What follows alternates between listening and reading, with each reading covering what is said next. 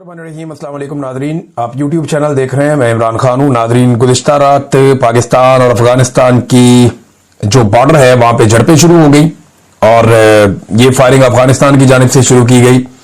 जो पाकिस्तान का मीडिया उसने ये रिपोर्ट किया, पाकिस्तान की सिक्योरिटी जराए ने यही बताया कि ये अफगानिस्तान की जानिब से कार्रवाई की गई है।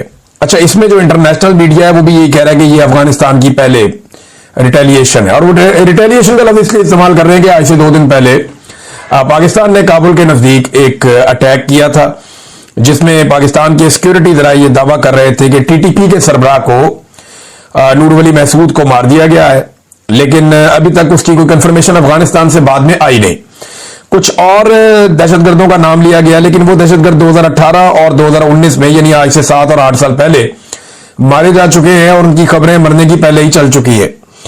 अब इस इंसिडेंट के बाद पहले अफगान मीडिया या अफगानिस्तान की हुकूमत की जानिब से धमकी अवेज रवैया इख्तियार किया गया और उन्होंने इसकी मजम्मत भी की। उन्होंने कहा जी पाकिस्तान हमारे जो टेरिटरी है उसके अंदर आके खिलाफ वर्जी कर रहा है, और फिर उन्होंने रशिया का और साथ में उन्होंने अमेरिका का मिसाल भी दिया कि उनके साथ इन्होंने बड़ी लंबी जंगें लड़ी हैं। देखिए, अफगानिस्तान एक खास तरह की लंबी जंग तो वो लड़ देते हैं, लेकिन पाकिस्तान ने एक जंग में उन्हें भरपूर सपोर्ट दी और दूसरी जंग उन्होंने खुद ही लड़ी है, लेकिन तब तक वो बहुत ट्रेंड हो चुके थे। जो उन्होंने नेटो के खिलाफ एक लंबी लगभग 20 साल की एक लड़ाई लड़ी है अफगान तालिबान ने।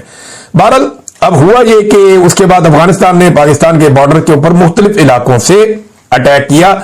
इसके मनाजिर भी हमने देखे, रात गए और उसके बाद पाकिस्तानी फोर्सेज की जानिब से भरपूर जवाबी कार्रवाई की गई, जिससे अफगानिस्तान में भी काफी नुकसान हुआ और वहां पे चेक पोस्टें तबाह हुई।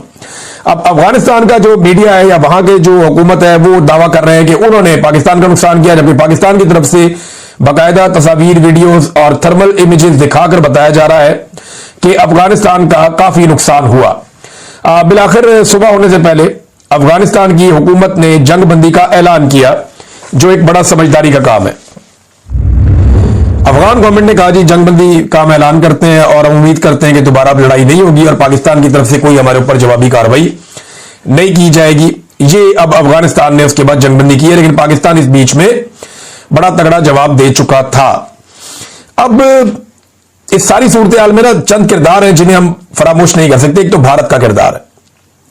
भारत जो है वो जख्म चाट रहा है, पाकिस्तान ने उनके तैयारे गिराए हुए हैं और वो अब बदला लेने के लिए पर तोलता रहता है। और ये देखिए, हमला भी उस वक्त हुआ जब अफगान वजीर खारजा अमीर मुत्तकी वो भारत के दौरे पर है। ये बड़ा एक अजीबोगरीब टाइम है कि अफगान वजीर खारजा भारत के दौरे पे है, तब एक एयर स्ट्राइक होती है अफगानिस्तान में, उसके बाद भारत के अंदर उनका दौरा है और उस बीच में फिर बॉर्डर के ऊपर टेंशन हो जाती है और अफगान फोर्सेज और पाकिस्तानी फोर्सेज के बीच में पहली मर्तबा इस लेवल की टेंशन हुई है और इतनी फायरिंग का तबादला हुआ है, शेलिंग का तबादला हुआ है। पाकिस्तान की जानिब से आर्टिलरी का भी इस्तेमाल किया गया। तो भारत के अंदर बहुत सारे लोग बगले बजा रहे हैं, खुश हो रहे हैं, एंजॉय कर रहे हैं कि जी पाकिस्तान की अफगानिस्तान के साथ लड़ाई लग गई। देखें, एक बात भारत को भी समझनी चाहिए, अफगानिस्तान को भी, अफगानिस्तान के पास कोई रवायती फौज नहीं है। उनके पास वो मिलिट्री वेपन्स भी नहीं है जो एक फौज के पास होते हैं, वैसी आर्टिलरी भी नहीं है, टैंक्स भी नहीं है। जो जदीद हथियार है आजकल के, जिनको ड्रोन्स कहते हैं या एयरफोर्स कहते हैं, वो भी अफगानिस्तान के पास नहीं है। अफगान सिर्फ एक गोरीला जंग के मास्टर हैं। बाहर से अगर कोई अफगानिस्तान के अंदर घुसेगा तो लड़ाई की नौयत कुछ और होगी। अगर कोई ऑक्यूपेशनल फोर्सेस हैं जिन्होंने ऑक्यूपाई किया हुआ है अफगानिस्तान की टेरिटरी को, तो उसके खिलाफ वो एक लंबी गोरीला जंग तो लड़ सकते हैं। और गोरीला जंग में यह है कि आपने छुपे रहना, जब आपका दाव लगे आपने दाव लगा लेना है। लेकिन जब आप एक मुल्क की फौज होते हैं तो आपके पास बहुत सारी ऐसी चीजें होनी चाहिए जो हकीकतन इस वक्त अफगानिस्तान के पास नहीं है। तो अफगान फोर्सेस गोरीला जंग के लिए तो ठीक है, मानते हैं कि वो लड़ सकते हैं, लेकिन एक रवायती जंग को लंबे अरसे तक लड़ना ये उनके पास में नहीं है, वो नहीं लड़ पाएंगे। क्योंकि देखिए, इसके लिए खास किस्म के हथियार और खास किस्म की फौजी ट्रेनिंग चाहिए होती है। उनकी सारी ट्रेनिंग जो है वो गोरीला है। उन्होंने दुनिया की आलमी ताकतों को अपनी गोरीला पावर से शिकस्त दी है, रशिया को दे दी, अमेरिका को दे दी, लेकिन वो पहाड़ों के अंदर छुप के कमीनगाहें बना के वो एक तरीके से लड़ते हैं। पाकिस्तान के साथ उनकी वैसी लड़ाई हो नहीं सकती।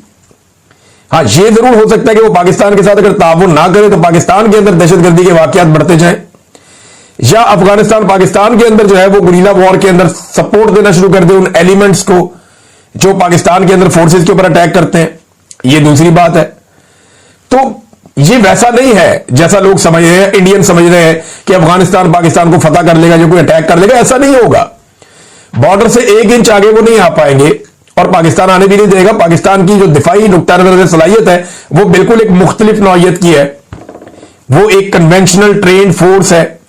देखिए ना, ये अगर मिलिट्री एस्टेब्लिशमेंट की पॉलिसीज ठीक हो ना, तो ये बड़ी प्रोफेशनल फौज है पाकिस्तान की फौज। इस खित्ते की मजबूत तरीन और प्रोफेशनल फौज है जिसके पास बेहतरीन हथियार है। तो एक तो इसमें आप याद रखें भारत का किरदार है। भारत हवा भरने की कोशिश करता है कि लड़ाई हो जाए, किसी तरह पाकिस्तान एंगेज हो जाए। भारत भी यह जानता है कि अफगानिस्तान के पास उस नौइयत के हथियार या ट्रेनिंग नहीं है कि वो बॉर्डर से कोई बहुत बड़ा दबाव डाले, लेकिन भारत यह जानता है कि अफगानिस्तान एंगेज कर सकता है और उसके जरिए से पाकिस्तान के अंदर के हालात खराब कराए जा सकते हैं। जैसा कि माजी में परवेज मुशर्रफ के दौर में परवेज मुशर्रफ ने कहा था कि भारत के अफगानिस्तान के बॉर्डर के साथ साथ ट्रेनिंग कैंप्स हैं जहां से दहशतगर्द ट्रेंड होते हैं, वो पाकिस्तान में आते हैं और आकर दहशतगर्दी करते हैं। यह परवेज मुशर्रफ ने कहा था। तो उस वक्त क्योंकि अफगानिस्तान के अंदर जो हुकूमत थी वो हमारे बहुत खिलाफ थी पाकिस्तान के, लिहाजा हमारी बात नहीं बन रही थी। अब जो अफगानिस्तान की हुकूमत है, इसमें हमारे पास मौका था बड़ा जबरदस्त कि हम उनके साथ अच्छे ताल्लुकात बना लेते और एक वर्किंग रिलेशन हम उनके साथ डेवलप कर लेते, लेकिन हमने ये किया नहीं, क्योंकि इसमें एक फैक्टर और है जिसे हम अमेरिका कहते हैं। अब अमेरिका को अफगानिस्तान में बगराम एयरबेस चाहिए और ट्रंप की इसी ख्वाहिश के बाद कुछ सख्त बयान पाकिस्तान की जानिब से दिए गए। जैसा कि ख्वाजा आसिफ ने अफगानिस्तान को दुश्मन मुल्क करार दे दिया। जब डोनाल्ड ट्रंप ने बगराम एयरबेस मांगी, उसके बाद हमने बयान सुने, ख्वाजा आसिफ के बयान का जमीन आसमान का फर्क हो गया। अब यही ख्वाजा आसिफ है जो अमेरिका के मुकाबले में अफगान तालिबान के बारे में ये कहते थे कि ताकतें तुम्हारी हैं और खुदा हमारा है। यही ख्वाजा आसिफ है जिसने ये मौकिफ लिया था कि अमेरिका और नेटो को उन्होंने कहा कि ताकतें तुम्हारी है, और तालिबान की तरफ उनका इशारा था कि और खुदा हमारा है। ये ख्वाजा आसिफ साहब थे।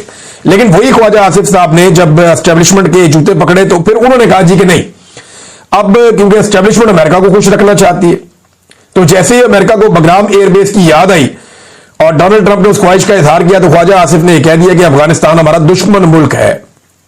अब भारत के अंदर खुशियां मनाई गई लेकिन फायदा कोई नहीं, और अमेरिका ने इस लड़ाई में आना कोई नहीं है। वो कानों को हाथ लगाकर गए कि अफगानिस्तान की सरजमीन पर तो वो नहीं उतरते। हाँ, ये है कि पाकिस्तान में कोई अड्डा वड्डा उनको मिल जाए, यहां से जाके वहां अटैक करके वापस आ जाए, अलग बात है। वहां उस सरजमीन पे वो नहीं उतरते, वहां वो जाएंगे नहीं। अब ट्रंप जो है उसके बाद एक और मौका था गुज़िश्ता रात, तालिबान ने खुद ही जंगबंदी कर दी, वरना ट्रंप फायदा उठा सकता था और वो ये कह सकता था कि 1 साल में मैंने 9 जंगें रुकवाई हैं। इससे पहले वो 8 जंगों का दावेदार है, 9वीं जंग का भी मौका मिला हुआ था रात को।